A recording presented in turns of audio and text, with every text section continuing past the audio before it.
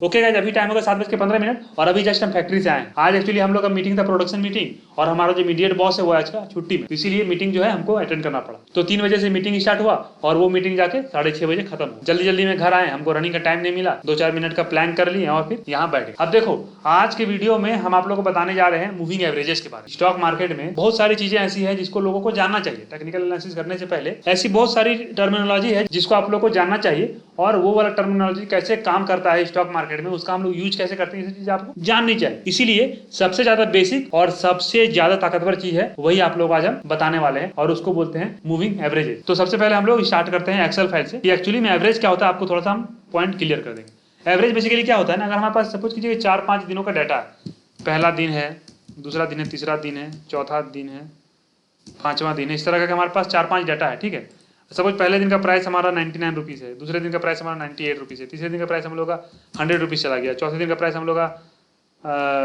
95 गिर गया, 5वें दिन का प्राइस हम लोग का 60 नहीं, इतना कम नहीं जानेंगे, 97 हो गया। ठीक है, तो अब हम लोग ये जो प्राइस है, ये जो बेसिकली 5 हमारे पास डाटा है, अब हम लोग इसका एवरेज निकालते हैं।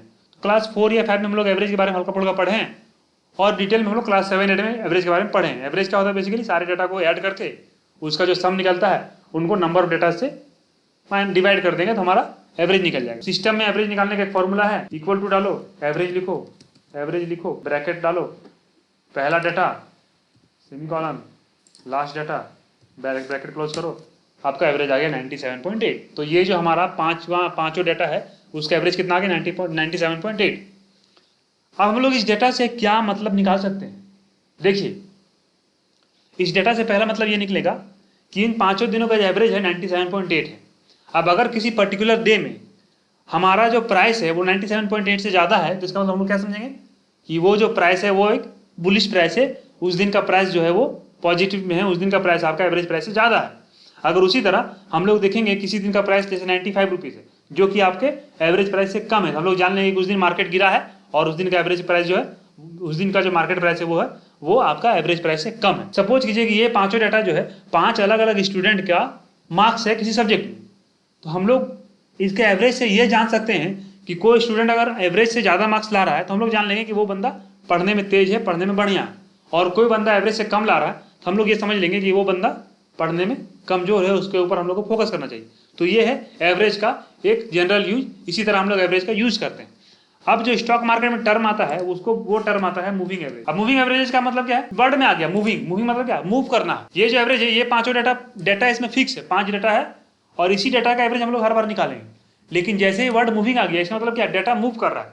जैसे सपोज कीजिए कि 5 दिन का हम लोग डाटा निकालने के लिए बोला, सब अगला दिन, ये तो 5 दिनों का प्राइस है ना जी, लेकिन जैसे ही अगला दिन छठा दिन आएगा, और छठा दिन का अपना कुछ प्राइस होगा, जैसे ही छठा दिन आएगा तो हम लोग को डाटा निकालना है 5 दिनों का एवरेज को। लेकिन छठा दिन आ गया तो हमारे पास डाटा कितना, 6 दिनों का हो गया, लेकिन हम लोग को डाटा कितना दिन में निकालने बोल रहा है, 5 दिन का एवरेज निकालने बोल रहा है। इसीलिए हम लोग क्या करेंगे, जो पहला दिन का डाटा है उसको डिलीट कर देंगे। जैसे हम लोग डिलीट करेंगे और उसके बाद क्या करेंगे, छठा दिन का डाटा है उसको हम लोग ऐड कर देंगे। तो इसी तरह मूविंग एवरेजेस निकलता है। जैसे ही प्राइस आपका एडवांस करता है और अगले दिन की तरफ जाता है, तो वैसे हम लोग क्या करेंगे, सबसे पहला डाटा है वो हम लोग को डिलीट करते चले। तो ये है बेसिकली आपका मूविंग एवरेज। मूविंग एवरेज समझ में आ गया कैसे कैलकुलेट होता है। जैसे जैसे आपका प्राइस बढ़ते जाएगा, अगला दिन आते जाएगा, वैसे वैसे हम लोग पिछला दिन माइनस करते जाएंगे। इतने दूर तक आपको मूविंग एवरेज समझ में आ गया कि जैसे एवरेज तो आपको बेसिक चीज़ है, एवरेज आपको बेसिक पता है कि क्या होना है, और जैसे जैसे आपका डाटा बढ़ते जाता है, नंबर ऑफ डाटा बढ़ते जाता है, वैसे वैसे आप क्या करते हैं, पिछले वाले डाटा को एलिमिनेट करते जाते हैं।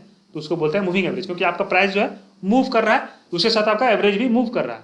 फिक्स नहीं है कि पहले ही 6 दिनों का, हम लोग लास्ट के 6 दिनों को निकालते हैं, लास्ट के 5 दिनों को निकालते हैं, उसके बाद पिछला जो सब डेटा है उसको हम लोग एलिमिनेट कर देते हैं। ये है मूविंग एवरेज। मूविंग एवरेज का टाइप क्या और सिग्निफिकेंस क्या है। मूविंग एवरेज का टाइप मतलब क्या है, बेसिकली कि कितने दिनों का मूविंग एवरेज लोग स्टॉक मार्केट में निकाल रहे हैं। इन जनरल पर्पस रूल में क्या 9 दिनों का निकालते हैं, उसके बाद 21 दिनों का निकालते हैं, उसके बाद 50 दिनों का निकालते हैं, उसके बाद 100 दिनों का निकालते हैं, उसके बाद 200 दिनों का निकालते हैं। ये हम लोग पांचों डेटा निकालते हैं। ये हम लोग पांचों मूविंग एवरेजेस का स्टॉक मार्केट में यूज करते हैं। 9 दिनों का मूविंग एवरेज को हम लोग क्यों यूज करते हैं, 9 दिनों की मूविंग एवरेज होता है हमारे यूज होता है स्मॉल टर्म ट्रेड के लिए, बहुत ही कम दिन के लिए, 5 दिन 4 दिन के ट्रेड हम लोग लेना है, एक छोटा सा पोजीशन बनाना है। तो स्मॉल टर्म ट्रेड में हम लोग क्या करेंगे, 9 दिनों का मूविंग एवरेज कंसिडर करेंगे। ठीक है ना, कैसे क्या कंसिडर करना है, कैसे कंसिडर करना है वो बात बताते हैं। लेकिन जब स्मॉल ट्रेड होगा तो हम लोग 9 दिनों की मूविंग एवरेज लेते हैं। और ये 21 दिन 50 दिन का ट्रेड जो है उसको हम लोग मिड टर्म के लिए, अगर हम लोग को मिड टर्म में लेना है, 6 महीने के लिए ट्रेड लेना है या फिर 5 महीने, 1 महीने, 2 महीने का ट्रेड लेना, तो हम लोग मिड टर्म के लिए हम लोग ये करते हैं, मिड टर्म ट्रेड के लिए हम लोग 50 दिनों का मूविंग एवरेज करते हैं, यूज करते हैं। और जैसे हम लोग लॉन्ग टर्म के लिए जाते हैं, जैसे 1 साल का हो गया, 2 साल का हो गया, 5 साल का हो गया, तो हम लोग उसमें लॉन्ग टर्म के लिए 200 दिनों का मूविंग एवरेज या फिर 100 दिनों का मूविंग एवरेज यूज करते हैं। तो ये समझ में आ गया आपको कि मूविंग एवरेज क्या कितनी तरह का होता है? 5 तरह का मूविंग एवरेज होता है और उनका यूज कहाँ कहाँ होता है समझ में आ गया सबको। हम लोग को 2-4 दिन का पोजीशन क्रिएट करना था, हम लोग 9 दिनों का मूविंग एवरेज यूज करेंगे। हम लोग को स्मॉल टर्म के लिए, मिड टर्म के लिए करना है 5-6 महीने के लिए, तो हम लोग 21 दिन या 50 दिन का मूविंग एवरेज यूज करेंगे। अगर हम लोग लॉन्ग टर्म के लिए ट्रेड करना है, 1 साल 2 साल का ट्रेड करना है, तो हम लोग 100 दिनों या 200 दिनों का मूविंग एवरेज यूज करेंगे। ये है बेसिकली आपका टाइप्स ऑफ मूविंग एवरेजेस। और इनका सिग्निफिकेंस क्या है, मूविंग एवरेज का सिग्निफिकेंस क्या है, हम लोग वही बता दिए आपको कि 9 दिनों का होता है तो स्मॉल टर्म के लिए यूज करेंगे, 21 दिन का 50 दिन का होगा तो मिड टर्म के लिए यूज करेंगे। ये इसका सिग्निफिकेंस है। अब देखिए, ये कोई हार्ड एंड फास्ट रूल नहीं है, थंब रूल नहीं है यही कि आपको सिर्फ मूविंग एवरेज देख के ही कोई ट्रेड को एग्जीक्यूट करना, नहीं। मूविंग एवरेज आपको सिर्फ एक आइडिया देता है कि जो प्राइस है वो बुलिश है कि नहीं है, और प्राइस को कितना और बुलिश होना चाहिए, प्राइस और कितना ऊपर तक जाएगा, प्राइस अगर मान लीजिए कि कहीं पे प्राइस गिर रहा है तो कब तक गिरेगा। ये सब मूविंग एवरेज से थोड़ा मोड़ा डाटा हम लोग को मिल जाएगा। बाकी अगर आपको एग्जैक्ट डेटा तो किससे मिलना है, उसके लिए कोई हम लोग पास रूल ही नहीं है कि कौन सा डेटा एग्जैक्टली आपको बताएगा कि मार्केट ऊपर जाना है कि नीचे जाना है। स्टॉक मार्केट में आपको हजारों इंडिकेटर्स मिल जाएंगे, लेकिन कोई ऐसा सिंगल इंडिकेटर नहीं है जो आपको ये बता दे कि इस इंडिकेटर को यूज करो तो प्राइस ऊपर जाएगा या नीचे जाएगा, आपको पता चल जाएगा। नहीं, किसी से पता नहीं चलता, सब लोग सिर्फ गेसिंग करते हैं। तो इसीलिए मूविंग एवरेज जो है वो सबसे बेसिक सा इंडिकेटर है और बहुत ज्यादा केसेस में कारगर साबित हुआ है, इसीलिए लोग मूविंग एवरेज को सबसे पहले पढ़ते हैं। तीसरा पॉइंट मूविंग एवरेज का क्रॉसओवर। अब देखिए, मूविंग एवरेज का क्रॉसओवर जानने के लिए आप सबसे पहले देखिए कि चार्ट में मूविंग एवरेज का लाइन कैसे रहता है, तब ना जानेंगे क्रॉसओवर हो रहा है कि नहीं हो रहा है। क्रॉसओवर बेसिकली क्या होता है? क्रॉसओवर का जो मतलब, दो लाइन जब एक दूसरे क्रॉस करते हैं उसको बोलते हैं क्रॉसओवर। अब देखिए, एक हमने चार्ट खोला हॉकिंस कुकर का, ठीक है, यहाँ पर हमने इंडिकेटर में क्लिक किया, ये investing.com का चार्ट है, जीरोधा में भी आपको यही चार्ट देखने को मिलता है। जैसे आप इंडिकेटर में क्लिक करेंगे, यहाँ पे लिखिए मूविंग एवरेज।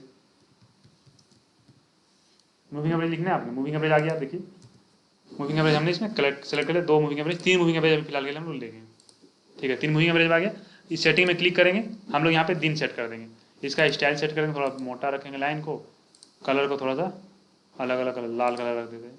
अब यहाँ पे देखिए 9 दिनों का मूविंग एवरेज जो कि रेड कलर का लाइन है, 21 दिनों का मूविंग एवरेज जो कि आपका ब्लू कलर का लाइन है, और 50 दिनों का मूविंग एवरेज जो कि आपका ग्रे कलर का लाइन है। ये 3 मूविंग एवरेज आपको लाइन में आपको यहाँ पे दिख रहा है, ठीक है। मूविंग एवरेज बेसिकली किस तरह, ये जो लाइन है मूविंग एवरेज का, वो किस तरह चार्ट के साथ साथ मूव कर रहा है। अब यहाँ पे हम लोग देखेंगे क्रॉसओवर्स बेसिकली क्या होता है, क्रॉसओवर्स कैसे होता है। हमने आपको पहले बता दिया कि जैसे ही कोई मूविंग एवरेज, एक मूविंग एवरेज दूसरे मूविंग एवरेज को काटता है उसको बोलते हैं क्रॉसओवर। क्रॉसओवर्स बेसिकली कितने तरह का हो सकता है? क्रॉसओवर होता है 2 तरह का, एक होता है बुलिश क्रॉसओवर, एक होता है बेयरिश क्रॉसओवर। बुलिश क्रॉसओवर क्या होता है? जब भी छोटा दिनों का जो मूविंग एवरेज है वो किसी लॉन्ग टर्म के मूविंग एवरेज को कट करता है नीचे से ऊपर, उसको बोलते हैं बुलिश क्रॉसओवर। और जब भी छोटा मूविंग एवरेज है वो ऊपर से नीचे कट करता है किसी लाइन को, किसी बड़े मूविंग एवरेज को, तो उसको बोलते हैं हम लोग बेयरिश क्रॉसओवर। तो बुलिश और बेयरिश आपको समझ में आ गया। लॉन्ग टर्म का मूविंग एवरेज जो है वो आपके ऊपर होना चाहिए, और शॉर्ट टर्म का मूविंग एवरेज जो है वो आपको नीचे से ऊपर की ओर उसको कट करना चाहिए लॉन्ग टर्म के, ठीक है। और इसको बोलेंगे हम लोग बुलिश क्रॉसओवर। और जैसे ही जो शॉर्ट टर्म का मूविंग एवरेज है वो किसी लॉन्ग टर्म के मूविंग एवरेज को ऊपर से नीचे की ओर कट करता है तो उसको बोलते हैं हम लोग बेयरिश क्रॉसओवर। अभी देखिए यहाँ बहुत शानदार सीन बन रहा है। यहाँ पे थोड़ा जूम किया स्क्रीन को, ये देखिए, ये जो रेड वाला लाइन है, ये जो रेड वाला लाइन तो आपको दिख रहा है, ये रेड जो गया, ये रेड बेसिकली क्या है, ये रेड आपका 9 दिनों का मूविंग एवरेज है। और ये ब्लू कलर का जो लाइन दिख रहा है आपको, ये ब्लू कलर यहाँ देखिए, ये जो ब्लू कलर दिख रहा है ये क्या है, ये आपका 21 दिनों का मूविंग एवरेज है। अब देखिए यहाँ पे क्रॉस ओवर कैसे हो रहा है, आपका जो 9 दिनों का मूविंग एवरेज है वो नीचे से, 9 दिनों का मूविंग एवरेज जो है वो नीचे से 21 दिनों का मूविंग एवरेज को कट कर रहा है, नीचे से 9 दिनों का मूविंग एवरेज नीचे से 21 दिनों का मूविंग एवरेज को कट कर रहा है। तो ये है बेसिकली क्रॉस ओवर। और ये चूंकि छोटा डे वाला मूविंग एवरेज जो है वो बड़े दिन के मूविंग एवरेज को नीचे से कट कर रहा है, तो उसको बोलते हैं हम लोग बुलिश क्रॉस ओवर, ठीक है ना। उसी तरह हम लोग कभी पीछे अगर जाएंगे चार्ट के अगर हम लोग पीछे जाएंगे तो हम लोग कहीं ना कहीं बेयरिश क्रॉस ओवर भी दिख जाएगा। यहाँ पे देखिए, यहाँ पे आप देखिए यहाँ पे क्या हो रहा है, यहाँ पे जो रेड कलर का जो लाइन है जो कि आपका 9 दिनों का मूविंग एवरेज है वो आपको ऊपर से आ रहा है, और ये जो 21 दिनों का मूविंग एवरेज जो ब्लू कलर का लाइन है वो इधर से आ रहा है। तो रेड कलर का जो 9 दिनों का मूविंग एवरेज जो है वो ऊपर से 21 दिनों का मूविंग एवरेज को काट रहा है, ठीक है ना। जो 9 दिनों का मूविंग एवरेज है वो ऊपर से 21 दिनों का मूविंग एवरेज को काट रहा है। तो ये आपका साइन क्या हो गया, बेयरिश क्रॉसओवर हो गया, ठीक है ना। तो बुलिश और बेयरिश क्रॉसओवर आपको समझ में आ गया। ओके गाइस, हम लोग मूविंग एवरेज के बारे में समझ लिए हैं। हम लोग उसके टाइप्स एंड सिग्निफिकेंस के बारे में समझ लिए हैं, हम लोग मूविंग एवरेज के क्रॉसओवर्स के बारे में समझ गए। अब हम लोग यहाँ पे जानेंगे कि how to play with moving average का यूज कैसे करेंगे। तो सबसे बेसिक फंडा मूविंग एवरेज का यूज करने का ये है, ये मूविंग एवरेजेज ही सबसे बेसिक सपोर्ट और रेजिस्टेंस का काम करते हैं। अब जैसे तुम यहाँ पे हॉकिंस कुकर के एग्जांपल के केस में देखो, ये जो हमारा ग्रे लाइन है वो है 50 दिनों का मूविंग एवरेज, ठीक है। अब देखिए यहाँ पे मार्केट कैसे रिएक्ट कर रहा है, या फिर कैसे ये 50 दिनों मूविंग एवरेज सपोर्ट या रेजिस्टेंस के तौर पे काम कर रहा है, हम लोग थोड़ा सा देखेंगे इतिहास में मतलब पिछले दिनों के डेटा में। तो यहाँ पे देखिए प्राइस कितना है, ये वाला पॉइंट में आपका प्राइस कितना है 5500 5500 का अप्रोच प्राइस है, ठीक है। वहां से मार्केट थोड़ा गिरा और गिरते गिरते गिरते गिरते गिरते मार्केट कहाँ सपोर्ट लिया, एग्जैक्ट देखिए यहाँ पे ये पोजीशन में एग्जैक्ट मार्केट सपोर्ट लिया। ये पोजीशन क्या है, ये पोजीशन कहाँ पे ये टकरा रहा है, ये पोजीशन आपका 50 दिनों का मूविंग एवरेज। तो जैसे ही मार्केट 50 दिनों का मूविंग एवरेज को टच किया, वहां से क्या लिया, सपोर्ट लिया, गिरता हुआ मार्केट वहां सपोर्ट लिया, और फिर जाके उसी के आसपास, उसी 50 दिनों के मूविंग एवरेज के आसपास मार्केट कितना दिन तक 15-10 से लेके आपका 16-12 मतलब समझिए 2 महीना तक अप्रॉक्स कंसोलिडेट किया उसी रेंज में। आपका जो 50 दिनों मूविंग एवरेज है उसी रेंज में मार्केट सपोर्ट ले लेके 50 दिनों का सपोर्ट ले लेके उसी रेंज में कंसोलिडेट किया, ठीक है। यानी कि जो 50 दिनों का मूविंग एवरेज ये एक सपोर्ट का काम किया है। वहां पे मार्केट गिरा था 5500 से गिरते गिरते मार्केट आ गया 4900 4900 मतलब 600 पॉइंट मार्केट गिरा, और फिर वहां पे जाके 50 दिनों मूविंग एवरेज में जाके आप एक सपोर्ट बनाया, और फिर सपोर्ट बना के यहाँ पे कंसोलिडेट करके पावर जनरेट करके फिर मार्केट ऊपर चढ़ा। तो मार्केट जो 5000 से चढ़ गया सीधा आपका 6100 तक। उसके बाद मार्केट थोड़ा सा फिर गिरा, हल्का सा इसको करेक्शन बोलते हैं। तो मार्केट जहाँ से 6100 से गिरा तो गिरते गिरते कहाँ तक पहुंचा, 5500 तक पहुंचा।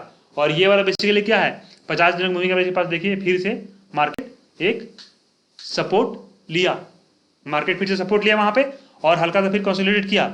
लेकिन इस बार क्या हुआ, मार्केट ने 50 दिनों मूविंग एवरेज के सपोर्ट को तोड़ दिया और तोड़ के नीचे चला आया, ठीक है। अब जैसे ही सपोर्ट टूटा तो वही सपोर्ट क्या हो जाता है, वही सपोर्ट आपका रेजिस्टेंस हो जाता है। तो अब ये 50 दिनों मूविंग एवरेज आपके क्या हो गया, ये आपका रेजिस्टेंस हो गया।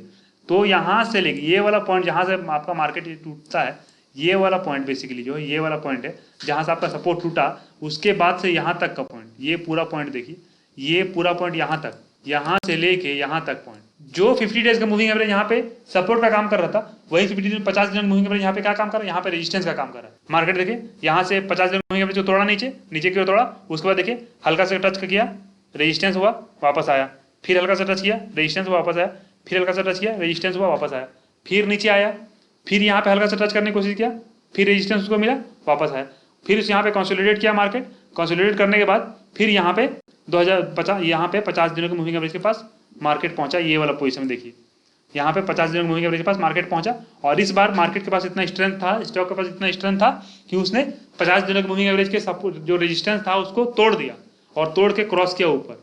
अब जैसे 50 दिनों मूविंग एवरेज का रेजिस्टेंस को टूटा, ये मार्केट फिर से बहुत ऊपर चला गया। तो समझ रहे हो ना कैसे मूविंग एवरेज जो है सपोर्ट या रेजिस्टेंस का काम करता है मार्केट में। ये तुम लोग को मेरे ख्याल से समझ में आ जाना चाहिए। अब देखिए हम लोग इसका यूज कैसे करेंगे, तो जाहिर सी बात अभी तुम लोग देख लिए, अगर आपका प्राइस जो है वो 50 दिनों के मूविंग एवरेज से नीचे है और जैसे ही आपका प्राइस 50 दिनों के मूविंग एवरेज को क्रॉस करके ऊपर में क्लोज किया, हम लोग वहाँ पे एक बाइंग का पोजीशन बना सकते हैं।